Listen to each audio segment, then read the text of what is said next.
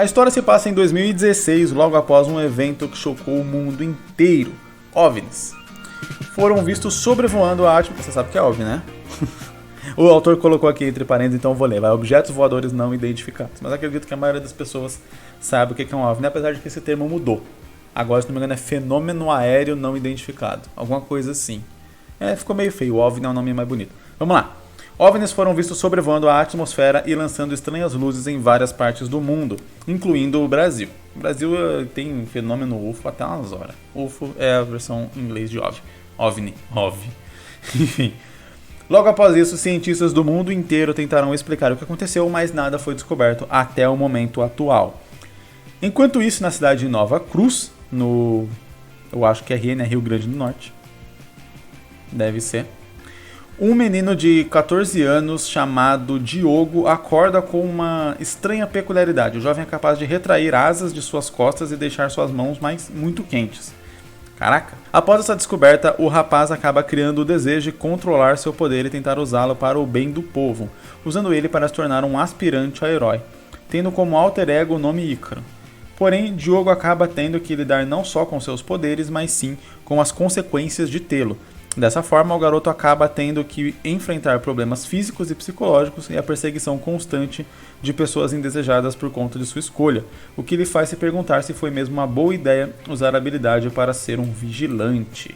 Interessante, cara, ele tem 14 anos, né? Então realmente é alguém que está começando a amadurecer. Eu jogaria a idade dele para uns 16, talvez, porque eu acho que a mentalidade está um pouco mais formada e já tem um certo grau de liberdade maior, né? Eu digo assim, de liberdade para poder exercer essa vigilância de uma maneira um pouco mais livre mesmo, um pouco mais de boa, tendo um pouco mais de conhecimento, etc. Sobre o mundo e outras coisas. Acredito que com 16, né? 16 se pega Estados Unidos, por exemplo, 16 o moleque já pode até dirigir. Aqui no Brasil ainda não é assim, mas beleza, tem muita gente de 16 que já está começando a aprender a dirigir, que já está começando a aprender mais sobre a vida adulta, digamos assim, apesar de que hoje principalmente é só lá para os 25, né, que vira adulto de verdade, mas enfim, isso é outro assunto. Eu não entendi necessariamente, eu entendi um pouco a relação dos OVNIs com os poderes. Provavelmente foram os OVNIs que causaram esses poderes. O lance é qual que vai ser a importância que isso vai ter para a história. Me pareceu só um lance de tipo, a origem dos poderes foi essa. Se esses OVNIs não vão ter nenhuma nova... qual que era a palavra? Não consigo lembrar qual que era a palavra. Mas enfim, se esses OVNIs não vão ter nenhuma consequência nova, não vão ter nenhuma aparição nova, desdobramento. Pronto, era isso a palavra. Se esses OVNIs não vão ter nenhum desdobramento novo pela história, então eu acho desnecessário explicar esta origem dos poderes do personagem nesse início ou algo do tipo, sabe? Porque, beleza, quando a gente fala a origem do poder é essa, eu entendo que muitas vezes a gente sente uma necessidade de criar uma lore para o nosso mundo, né, que faça sentido. Então, se um personagem tem poder, ele tem poder porque X. Porém, quando a gente apresenta isso, principalmente em algo grandioso como isso, na OVNIs jogaram luzes e essas luzes criaram poderes, você cria várias possíveis perguntas, né? Qual o objetivo desses OVNIs, por que eles criaram poderes, o que eles querem com essas pessoas que têm poderes, qual o objetivo, etc. Todo um monte de pergunta que o leitor vai fazer em relação a isso, que se isso não for abordado ao longo da história, talvez o leitor fique um pouco frustrado com a história que foi contada, que ele fala, tá, mas e os OVNIs? E aí se a história é outra coisa, se a história é focada realmente no Ícaro, na escolha dele, nos problemas que tem envolver essa escolha, então sinceramente não precisa explicar essa origem, ou pelo menos não trabalhar ela a fundo.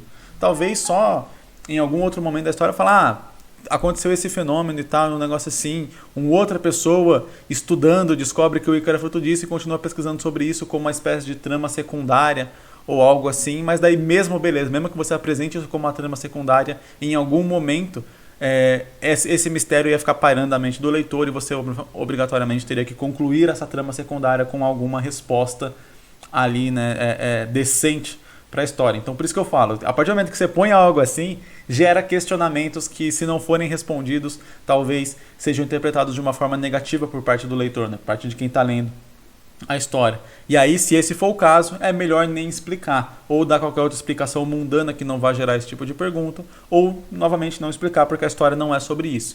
Então isso era um ponto bem interessante que eu estava pensando recentemente sobre gravar um vídeo sobre, provavelmente eu vou, gravar um vídeo sobre isso de forma mais aprofundada, que nem tudo que a gente cria na nossa história necessariamente precisa ser mostrado ou ser contado. Muito do que a gente deixa de contar também ajuda ali a desenvolver a história, seja em gerar curiosidade, ou seja simplesmente em não gerar uma barriga ou, vamos dizer assim, histórias desnecessárias para aquilo que a gente está contando. Então, se o nosso objetivo, novamente, é focar na escolha do Ícaro, é focar no peso dessa escolha, é focar nas consequências dessa escolha, a gente não precisa perder tempo pensando como que ele ganhou os poderes e qual o objetivo de quem deu os poderes para ele, porque isso não comunica com a história diretamente. Agora vamos lá, se ele estiver sendo caçado por esses alienígenas que jogaram o poder ali e tal, e aí agora querem essas pessoas com os poderes e coisa do tipo, beleza, aí faz sentido fazer toda essa explicação, porque isso envolve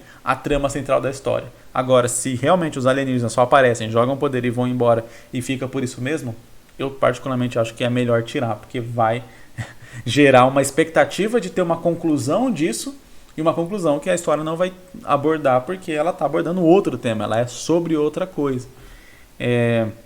De repente, sei lá, como é um mundo, né, tem toda essa lore, explicação, talvez até valha a pena nessa história não explicar e contar só sobre o Ícaro, e aí numa outra história contar essa história, e aí mostrar a outra pessoa que recebeu o poder, etc. Alguém investigando isso, ou algo do tipo, investigando, né, um ufólogo investigando todo esse fenômeno que aconteceu e descobrindo as pessoas com poderes, e aí sim a gente aborda essa história mais a fundo.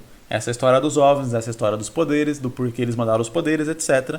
E aborda, mas daí na história do Ícaro a gente deixa isso de fora e faz várias histórias compondo ali o mesmo universo. Isso particularmente acho que é algo que eu acho interessante de fazer, né? Porque a gente tem muita vontade de criar o nosso próprio universo, de criar nosso próprio sistema, nosso próprio grau de como os poderes nasceram, qual o limite deles, etc. Né? Quando a gente está falando de histórias com poderes e tal. É uma necessidade que nós do Ocidente sentimos muito de explicar as coisas, de explicar ali a origem das coisas principalmente. Mas nem toda história precisa ser sobre explicar a origem, né? Ela pode funcionar de outras formas, sem necessariamente você mostrar aquilo, sem necessariamente você contar aquilo, principalmente quando aquilo vai abrir precedente para o leitor esperar alguma coisa que não vai ser entregado ali na história. Então é muito importante a gente saber exatamente qual é a história que a gente vai contar e quais são os pontos que são necessários, que são importantes ou que são interessantes de serem abordados para contar essa história, com o objetivo de contar essa história. Porque quando os pontos ele vai caminhando para um lugar muito distante, a gente perde o foco dessa história aqui, que é a história que a gente está querendo contar de verdade. Então, ou beleza, você faz um objetivo que vai indo para lá, mas ele já volta logo em seguida para a história central, ou realmente você corta ele fora, porque senão ele está indo para outro caminho, e se o leitor começar a se preocupar muito com esse caminho aqui, ele esquece o caminho que ele estava seguindo, que é o caminho verdadeiro. E aí, se a história segue nesse caminho verdadeiro, ele vai falar: não quero ver isso, eu quero ver aquela outra história lá, para com isso. Fala, mas isso aqui é a história. Enfim, e aí você acaba perdendo completamente a sintonia, né, entre o autor e o leitor ali da história que estava querendo ser contada, da história que estão acompanhando ali.